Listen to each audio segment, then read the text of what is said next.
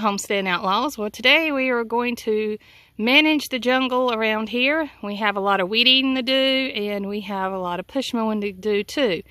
We have a lot of rocks around here and stumps from us clearing land, so it's hard for us to do anything else but weed eat with a steel and a push mow. So that's what we're going to be doing and getting that done so we can have grass again and be able to see things easier without having to worry about snakes and all kinds of other critters that likes to come around. So, well, right now this is what it looks like at the beginning, and we'll show you whenever we get finished.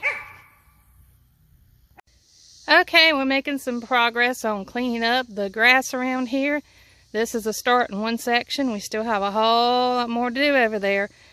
We have a tractor, but we just don't have a bush hog for it yet. Eventually, that's something that we want to get to go to our tractor that we have. It's an old Ford tractor. It's a PTO driven, and eventually we'll get a bush hog, which will help us out. I'll keep you posted. Okay, well, we finished this spot. It's done now, except maybe a little bit more weed eating, but it's all cleaned up. Now to another spot to clean up around here with the grass.